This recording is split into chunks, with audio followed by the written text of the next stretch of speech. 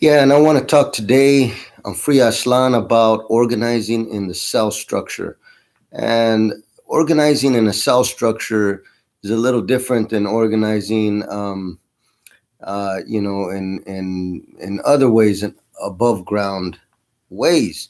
Organizing in a cell structure is very important because um, it helps defend against things like COINTELPRO. So the idea of a cell structure would be a locality based group, a group that's in the same area, in the same, it could be, in the same county, it could be in the general area.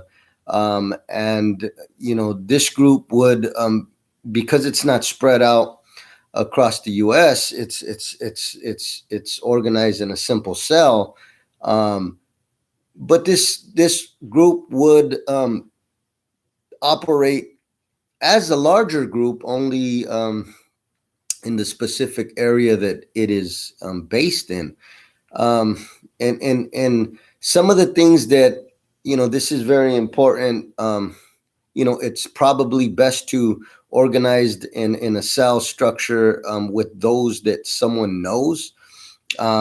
This could be people that they've known for many years and done many much good work with. um, and these are kind of the people that you want to recruit into a cell structure. And it doesn't have to be called a cell structure, a cell, but one is operating in a cell. Um, and these are basically cadre cells. So these are cells that the people within are training politically. And the beauty of it is that there's many people in operating in cells that they may also be part of other groups and organizations, and that's fine. It's actually very helpful. The whole idea of the cell. This is a cadre who is fully politically trained, and who, their role should be more on, because it is an mostly underground form of organizing. Many times the cell can also be connected to other organizations and work almost like a political center. Um, and I'm speaking for the Chicano nation. So if we have a cell, that's operating, this cell can, even though they're not, may not be known out there, may not take a very public role, but the cell can also operate as an ideological center. So can actually operate in order to help influence the movement, in a positive way. Um, and the cell is not necessarily there to, for the movement to, um, not necessarily to take, you know, um, decisions from, but definitely they can influence the movement, and that's a beautiful thing. A cell should be fully politicized, um, and members of the cell, should not come in contact with other cells, and so they should operate, somewhat, autonomously. There should be some kind of communication between different cells within the movement. The Chicano revolutionary movement, you know, um, I think should have, and we learned from history that COINTELPRO, and how they targeted different groups, especially if there were very large groups. They targeted them and destroyed them, dismantled them. So, operating in a cell structure kind of provides some kind of protection. And the cell, like as I said, the cell structure is a little different than other organizations or parties. And, it is advised not to even accept people that you don't know into a cell. and the cell, it's supposed to be those people that have known each other for a number of years, and this is the ideal cell. uh, the cell should, they should not come in contact with any other cells, even if it is within the larger movement. Let's say, for example, within the Chicano movement. Well, in the Chicano movement, there's all kinds of organizations, but there's also cells. There's cadre cells throughout Aztlan. And these people, a cell can even be one person, can actually be a cell. So there can be somebody in a state within Aztlan or beyond that is operating as a cell, and it could be one person. It could also be two people. It could be a couple. It could be two friends, two comrades. It could be a mother and a daughter. It could be a mother and a son, father and son, father and daughter. It could be, one person. It could be two, three. And so it's usually just a handful of people for security purposes. Um, and, the cell when operating, you know, um, should operate using democratic centralism. This is very important for even a group, organization, what have you. The cell should operate on democratic centralism. And what democratic centralism is that, after the organization votes on a specific situation, even if members within the cell or group, um, if they disagree with the decision, um, in public, they should practice centralism. And it's not just in public when they're representing the organization, and then somebody catches them at an action, and they confide in a person like, yeah, you know what, I don't really agree with this or that or this. They shouldn't go against, um, publicly, what the organization has said. Democratic centralism relies on people to support the decision made by the organization, but then behind closed doors, people should be allowed to continue to struggle on this issue and attempt to, even if they feel like overturning it. Something, just because something in an organization has been decided on, doesn't mean that those doors are closed, that it's solidified in stone, that that's the way it has to be forever. Because we know all matter is in motion. There's things constantly developing. There's truths that are constantly being revealed. So we can't just go on, it was decided, so don't ever bring it up again. I mean, that's absurd. So we have to allow the freedom um, of discovery, of scientific investigation. We have to understand that everything should be on the table to continue to struggle, to continue to struggle with, and debate, so that the truth comes out in every way, every time. So again, democratic centralism should be practiced in public. All members should push the organization, the cell's line, political line, the ideology of the group, in public, and support whatever decision that was decided. However, in private, the struggle continues. And this is described as unity, struggle, unity. We have unity as a group, as in whatever group you're working in.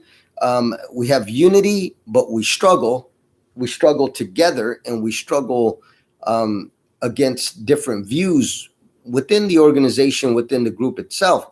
So we have unity, we have struggle, and then we have unity again. So it's not just because we struggle. We should understand that struggle is actually a normal process, a normal phenomenon that has to be allowed to exist in order for an organization to continue to advance with the most advanced thought, the most advanced political theory, and political line ideology. So it's very important that we have democratic centralism. Um, you know, um, in private, going with what's decided as a group, and then in public, we struggle in private. In public, we stand by the what was decided, but then back in private again, we struggle some more. You know, and we practice centralism in public, and we come together as one on a decision. So cell structure should operate using democratic centralism. Very important. Democratic centralism guards against COINTELPRO, or as we like to call it at the ROA, COINTEL hose. The COINTEL hose, they try to employ these methods by manipulating the differences in an organization, the political differences and ideologies in an organization. So what happens is, they find out, the state finds out what exactly, are the differences in ideology within a group or organization. They find out that, well, half the group is, believes in this, the other half is more, slanted toward this. They find these contradictions, and then they exploit them, they manipulate them, they tap into them, and they try to fuel that contradiction, those oppositional for the conflict. They try to fuel the conflict in order to, neutralize the group, in order to get the group to self-destruct, to break up, to create splits. Splits when there's a group and there's one or two or more people, and they begin to, form these, secretive coalitions within the organization itself, and then they end up splitting and possibly breaking off from the organization. So, COINTELPRO, the COINTEL hosts, they love employing this method of finding out the differences in political ideology in a group, and then exploiting it and manipulating it. So it's very important that we do use democratic centralism to guard against that. So basically, you have to always think, we don't want the public to know, because if the public knows, the state's going to know, the oppressor nation, they're going to know. So we want to make sure that the state doesn't know what our differences politically, our different ideologies. For somebody to broadcast different forms of ideologies within an organization, I would say, is helping the oppressor. It's helping the enemy, and it's doing their work, and this is typical behavior of a agent provocateur. Perfect classic example of being in an organization and publicly addressing the differences within the group, and identifying the different ideologies and political lines of members of the organization. So we got to be careful with that. We have to be, cautious of that, and what we're doing. And so the cell structure, it is advised that cells don't come in contact with each other, that cells operate totally independent, that cells don't accept strangers, people that they don't know very, very well. And so this is what is recommended in the cell structure. There's also things like, especially within Aztlan, we have the barrios, many different barrios in Aztlan. And another method of organizing that can involve the cell structure is barrio committees. In barrio committees, the idea for barrio committees is that, you know, within the barrios, are this Chicano lumpen population. Um, you know, there should be barrio committees created in every barrio throughout Aztlan. The barrio committee should have the most advanced, as the most advanced elements of a barrio. Those people who are more conscious within a barrio. Most barrios have, one or two people who are, you know, um, beginning to become conscious or conscious, in the barrio. And um, these people should, they should be in the barrio committee. They should help create the barrio committee. The barrio committee should work to promote unity within this specific barrio, and also to promote unity with other barrios, neighboring barrios, etc.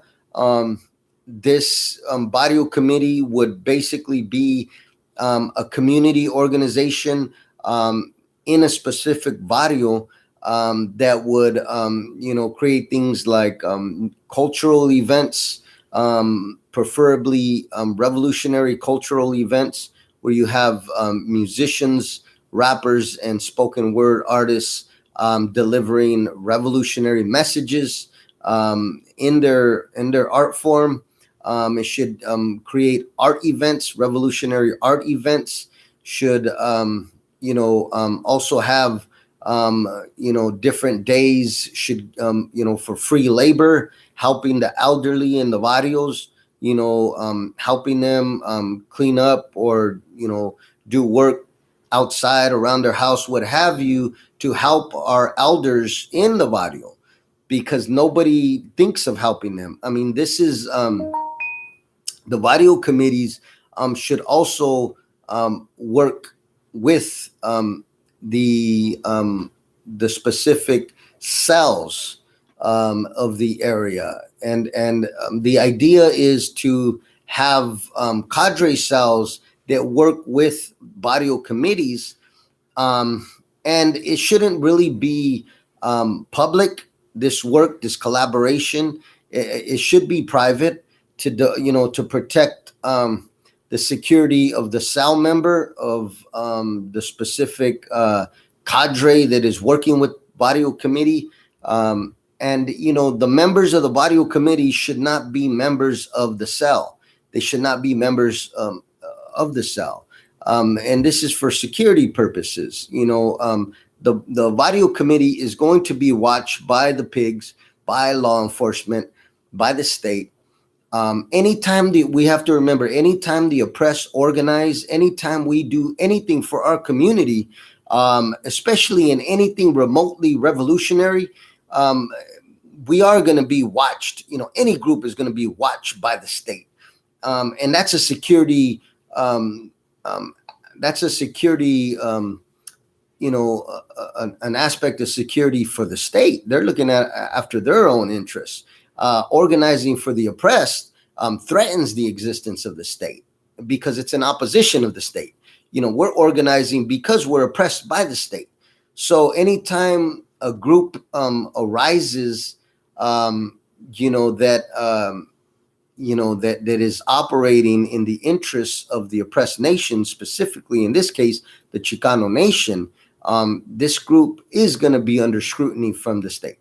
So for that reason, you don't want any members of the cell to publicly be a part of the barrio committee. However, you do want this close collaboration and communication, so that the cadre, the cell, can help to influence the barrio committee and help guide the barrio committee. And so barrio committees, they can be found even in the third world. In for example, in the Philippines, the Maoist sisters and brothers there who are fighting the their oppressor, they have things called revolutionary barrio committees, and they operate in the barrios. in the neighborhoods of the oppressed in the Philippines. So this idea of barrio committees is not, it's not something that nobody knows about around the world. It's actually it has caught on more in the third world than here. We live in the imperialist center in the first world, uh, and so we're kind of, we have to work harder at understanding oppression than many people. We're brainwashed since we're 5 years old. We go to schools in public schools, um, and we are brainwashed in many ways growing up from the U.S. propaganda.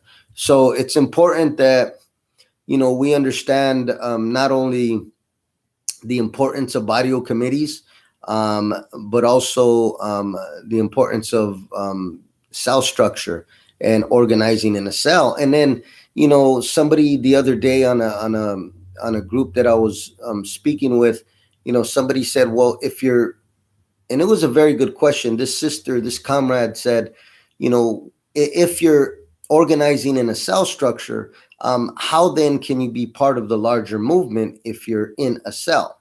And that was an excellent question.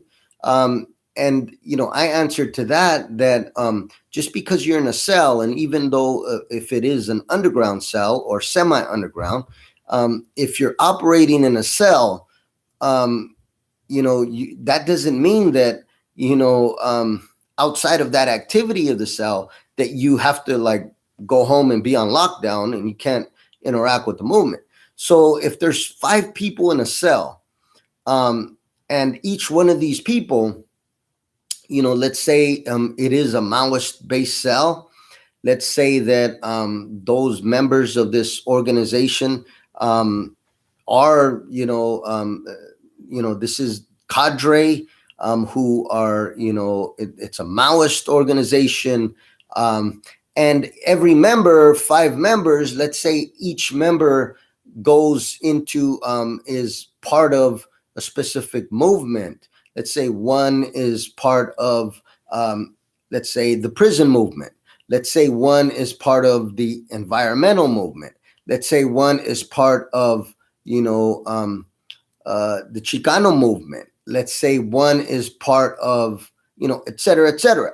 And in this way, this cell is working, is focusing on political ideology. In this way, members of the cell can be a great influence on these specific movements and actions and activities of these specific movements. And so, it's important. The cells have a key role in many things. Um, cells are not organizing in this way for public, for publicity. They are doing it for the movement. They're doing it for the future of the movement. So organizing in the cell structure is very good. It's a very good way to do many things in the movement, and many good things have come out of cell organizing. you know um and the state can't surveil if the cell operates with security culture. The cell can't be or very hard to be identified and surveilled if they are doing taking all the precautions that they should. So this is some thoughts when it comes to cell organizing in the cell structure for the Chicano nation. I think that this would probably be one of the best things that the movement has experienced, especially if there was cells in every state, and these cells operated, as I said, involved in other organizations and other movements, but being one cell. And I think that they can have a tremendous amount of influence on many different movements if they operate, practicing security. And so this is just thoughts on cell structure. on organizing. There's many different ways of organizing. One huge collective um, can have many different cells within it, and there can be various forms of communication. It could be one person from every cell that communicates with, one other person or two other people, and those people communicate with someone else. I mean, there's many different ways that those organizing in a cell structure can organize, and so that's just something else to keep in mind when we're organizing, when we're in groups, when we're in organizations, that we can organize in many different ways, all of which should push us closer to national liberation for the Chicano nation. And that's it for today. Free Aztlan.